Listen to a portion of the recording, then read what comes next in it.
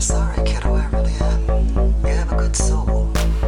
And I hate giving good people bad news.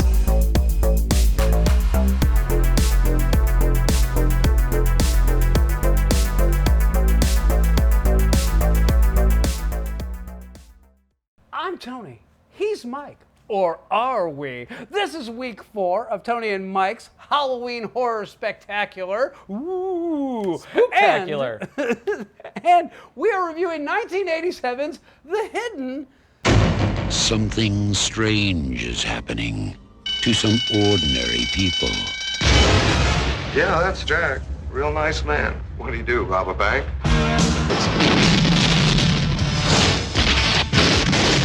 Finds a body, gets inside, uses it to move around. Try for one on the tire. Do you think this is easy? Why don't you try it?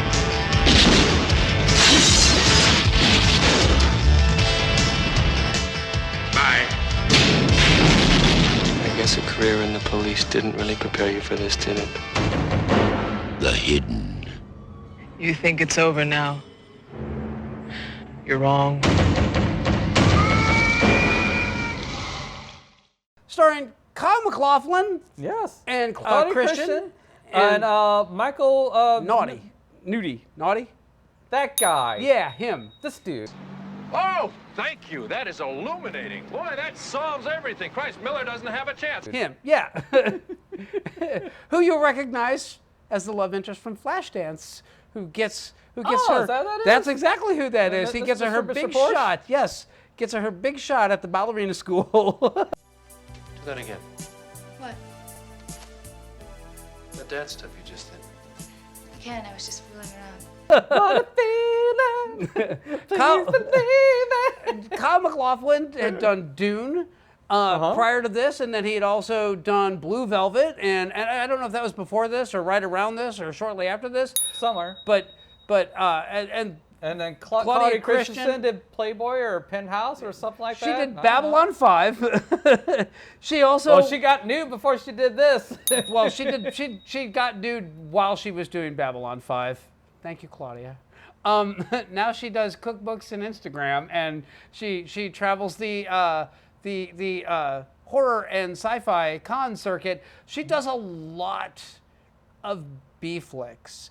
And I love that she's a fan of science fiction, and I love that she does a lot of B flicks. So I'm just gonna say she's an all-time favorite of mine. I think she was in So I Married an Axe Murderer, but I'm not positive on that one. It might be Nancy Travis. I'm not sure. I don't think so. Well, we'll throw it up there. Anyway, Mike, had you seen this before?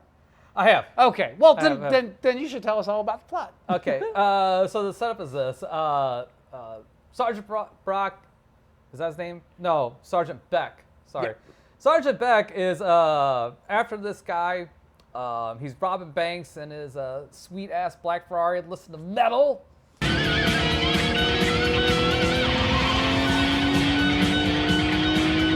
Because it's metal. Yeah.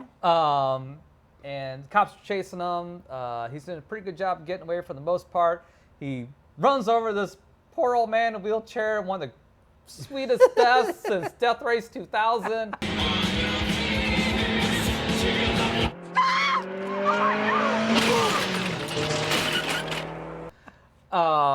They set up a roadblock. He crashes through that roadblock, but he wrecks the car. He gets out. They shoot the holy hell out of this guy. Yep. I mean, they light him up.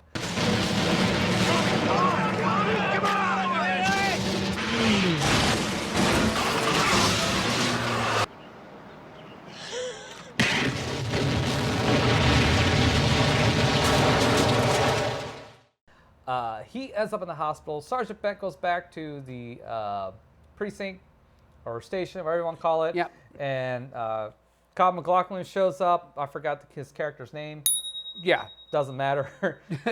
He's like, yeah, I'm after this guy. Well, he's in the hospital. Well, take me to the hospital. Well, before they get to the hospital, what's his name? De Veers, who's the robber who was squeaky clean up until a couple weeks ago. Yeah, he was a very quiet stockbroker that no one ever expected this to happen. Yeah. He hops out of bed and throws up a giant slug into this guy next to him's mouth. Yep.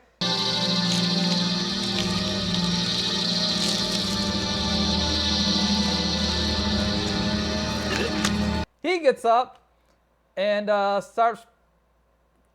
Well, he leaves the hospital. Yeah, And then shenanigans ensue. Yeah, yeah.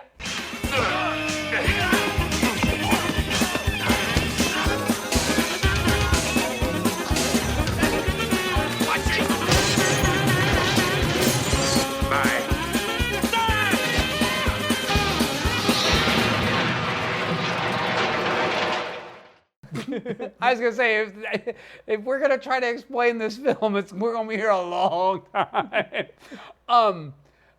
I love this film. I have loved this film for a very long time. This is actually, I think, one of the most unique sci-fi thriller films from this period, and it came out of nowhere. It's legitimately the guy that directed this. Like, when I pull out my notes and tell you what else he's directed, you're gonna be like, what the hell is that? So, but Kyle MacLachlan went on to be fairly famous. He's still working today. He was just recently on the Amazon Fallout show as the main character's father. That's right. Oh, that was called Fallout. Yeah. Yeah. And then you have Mr. Robinette from Law and Order, who's one of the police detectives that's there. Hey, Beck. There's a witness. Apparently she came in right after it happened. You have the detective that was one of the bad guys in Lethal Weapon. He killed 12 people, wounded 23 more, stole 6 cars, most of them Ferraris.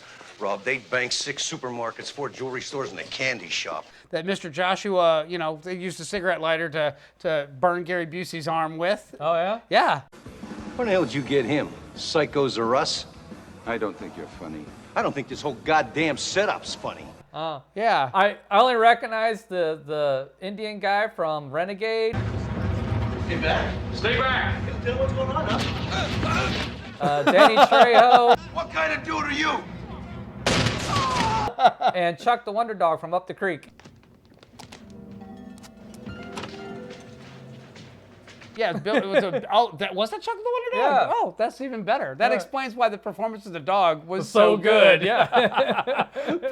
but I mean, this film basically becomes a shell game. But they're not like hiding anything from you. They're revealing it to you in the order that it happens, and as the cops are basically uncovering it, tracking it as it goes.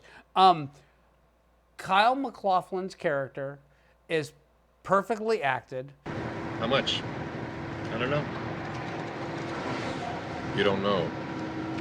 What'd you do, steal it? Yeah. This could have gone bad so many ways. It could have been like really weird or awkward or stupid or goofy, and it comes off as he's not human. He's still getting used to a lot of human customs and a lot of human ideas, but he's just relatable enough that he passes. And I love that part about this film. I love the fact that when they ask him why he's obsessed with tracking this guy down and hunting him down, he's like, he killed my partner, he killed my wife and my child. So I get all that. I love how gross the alien transfer from one body to another is. It's down to, when it actually happens, it freaks you out because you know something ain't right. You know something's going to happen, but when you see the 2 legs come out of the mouth and grab the side of the face, and then the whole slug starts to come out, it's so beautifully done. and they only need to show it once, and thank God they really only show it that one time. The other scene that I really, really loved was when the guy gets shot and the tentacles start coming out of his arm, and he's got to tape it to keep himself inside of it. That's sufficiently gross. I love the no fucks given aspect of being controlled by one of these aliens, and all of a sudden you need to, hit the good part of the record store and steal a radio so that you have portable tunes, and then a Ferrari, because why not? So, the alien villain in this has all the best parts. Yes. Yeah. Yes. Yes. Like I said earlier, when he smokes that dude in a wheelchair, So violent, so brutal, so visceral. It's awesome. And then when he crashes the car, the Ferrari, and he gets out and he gets shot, he just kind of chuckles about it. Yeah, Like, yeah. He's just kind of standing there taking it as he's getting, you know, he's getting his lead replaced. and then they take him to the hospital, and he's burnt up on one side of his face and laying there in a coma. And when the coast is clear and he gets to transfer to the new body and then get up and leave, the whole bit with in the record store, he's just standing there going through and just putting cassettes in his pocket, and the guy's like, "Hey, buddy," and walks over there with the Billy Club. He's gonna throw him a beatdown, and no, he throws out that Uno reverse card, and then he goes to Waffle House because what else you gonna do? I love when he gets a little gassy because the host that he takes over is having like intestinal problems and shit like that, and the one waitress is like, "Well, I'm glad it's not my table," or some shit like that.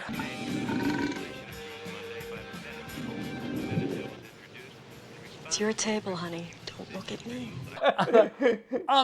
This was Claudia Christian's first big movie role. She was originally, apparently her bosom was disappointing to the director, so they went ahead and flipped the script and gave her the cutout on her butt on the red dress. Really? Yes. Is that why we don't see her boobs? Yes, that's why we don't see her boobs. Apparently she was. What a crime. Yes, she augmented herself for the audition. She got the role, and then they were like, "Well, we'd like more to work with," and she's like, "I'll give you some ass cheek." And how is that?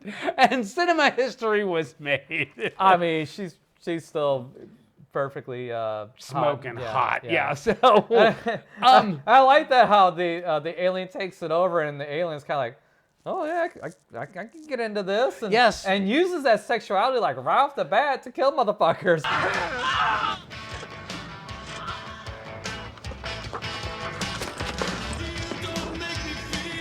And steal a fresh car. It's not a Ferrari, but it is a Cadillac. But it is a green Cadillac, a lime green Cadillac, but it's good enough to get away in. I guess. It'll stop a bullet. I mean, not as cool as a Ferrari. The mystery in this film is perfectly revealed. The pacing in this film is spectacular. The violence is just graphic enough, and it's just gross enough. Yeah. And then the villain's main, like, hey, if I take over the body of the guy that's running for governor, I could run this whole shitty town, and I can tell the cops to leave me the hell alone, and I can go about my way stealing cassette tapes and Ferraris all day long. Well, not only that, but he has higher aspirations too. He wants to be president. Yes, he does. So, I mean, he had a plan. Yeah. It's actually not as absurd as it sounds. It kind of half-ass makes sense when you're watching it. And then the payoff at the end of it, the ending of this movie, you want to talk about knowing how to end a movie with a bang?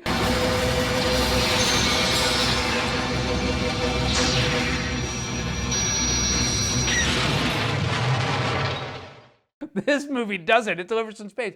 And then you have that subtle little bit where when Kyle MacLachlan goes and he's introduced to his cop buddy's wife and daughter, and he kind of indicates that your daughter's very special and that he had a telepathic conversation with his daughter. His daughter knows what's going on the entire time. And so at the end, when the cop gets killed, Kyle MacLachlan takes over his body and assumes his identity, and now he's living as a cop in Los Angeles who also happens to let out of work arc welders learn how to dance and go to school, and I think that education is the most important message. I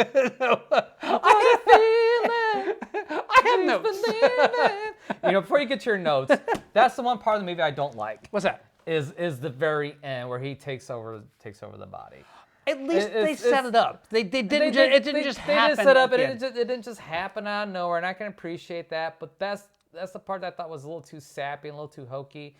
And while I appreciate the buddy cop moments they have in it, those moments are also a little too sappy to really kind of go with this film. It makes it slightly, not a lot, just slightly uneven at times. Because the rest of this movie is balls to the wall. Oh, yeah. And it's borderline Lethal Weapon, but there's no real comedy to go along with. And unfortunately, all the comedy comes from the alien and his shenanigans, which it would have been which I'm okay they didn't do that. I'm kind of okay they didn't go the full So they played it straight. comedy Yeah. buddy cop thing. I'm glad they kept that back. But I want to say it before you went to your notes. Oh, well, I was going to say, unlike all of our other films that we've reviewed for October so far, this one made a profit. It's had an estimated budget of $5 million. It was a modest hit. It made $9.7 million. Jack Shoulder is the guy who wrote and directed this film. I should say rewrote it. He actually directed Alone in the Dark and Nightmare on Elm Street 2 and Wishmaster 2, so he's the king of sequels. But MacLachlan, Dune, etc. We already talked about all that. It was originally written by Jim Kauf, who wrote Stakeout with Richard Dreyfuss and Emilio Estevez, which was a huge speaking of buddy cop movies. Yes. He was supposed to direct, but he got passed over for Jack Shoulder, and when Jack Shoulder was hired, he loved this idea. He did a rewrite of the film. He really amped up the what does it mean to be human aspects of this. So he didn't just like cool up the dialogue. He actually brought some meat to the cookout on this one, and it was to the improvement of this film. This is actually one of his favorite film projects that he's ever actually done. I can see that. So yeah. You're going to recognize everybody in this film, even the guy from Renegade shows up. But then Danny Trejo has one line of dialogue before getting shot down. It's spectacularly good. Yeah, this movie is a lot of fun. It's more fun than I remember it being. So I thoroughly enjoyed this a lot, and I was rooting for the bad guy. I can't help it. I mean, he had all the best stuff. It was glorious. Even had his brief little stint as Chuck the Wonder Dog was menacing. That dog can act. Yes, I love the fact that so they had the bit where you could tell that the alien was inside somebody because it would always do the tongue thing. It would always do that weird lick of the upper lip, and it starts with the first guy. And then they carried that over, and then when you see everybody do it, including Claudia Christian, but then when you see the actual dog do it, it's like, oh, come on, that's perfect. That's perfect. So I love this movie. This is by far my favorite film that we've watched so far this October. I will have to agree. Out of all the movies, I think I enjoyed this one the most. I mean, don't get me wrong. Idle Hands is a lot of fun. What was the other one? Body Parts? Body Parts. Yeah. I really enjoyed too, but on just on a different level. Yeah. It really is, and because it plays everything straight, because Dolph Lundgren did a film that's very similar to this called I Come in Peace, which was like a 1991 film, and it's about an alien. Yeah, it was an alien running around in Los Angeles, and the cops are trying to hunt him down, and so Dolph Lundgren and Brian Benben are trying to hunt up the aliens who are shooting everybody up, and. It's got all the action-y trope, like, the one-liners and all the stupid shit that go along with your average normal 90s buddy cop film. This film is elevated because it avoids all of that. And the other thing that I love about this film is at no point do we get the giant exposition dump. Yes. He tells him just enough. To keep him going, to let him know. And then when he finds out, oh, wait, you're supposed to be dead, and that's not who you are. The guy who you say you are actually died in a forest fire in L.A. That reveal is spectacularly handled well. But then at that point, he's figured out, well, you're not actually either of these guys. There's something else going on here. That reveal is great. I enthusiastically recommend this film. If you are a sci-fi fan, you'll love this film. If you're a horror fan, you'll love this film. If you are a buddy cop film fan, you'll love this film. And Mr. Robinette is great in everything he does. This movie's a lot of fun. It's a total recommend. Borderline buy. I already bought it. You can't go wrong watching this. I mean, it's not quite a horror film, but there's enough elements in here for it to be passable. And I have no shame in us, doing this for a spectacular. Yeah, review. no, I was gonna say there's definitely a body horror element to this film, and once you see it, you ain't ever getting it out of your head again. And it's the kind of shit that nightmares are made of, and so it's just scary enough.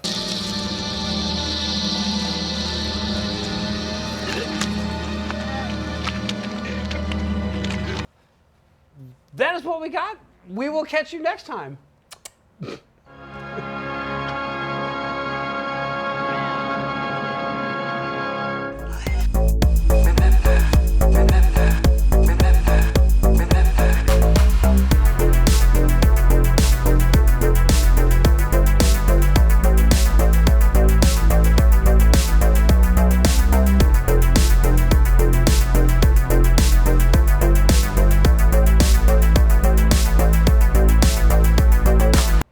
What kind of movie would you call this? Sci-fi horror? Thriller, sci-fi, horror. That. Yeah. What he said. Yeah.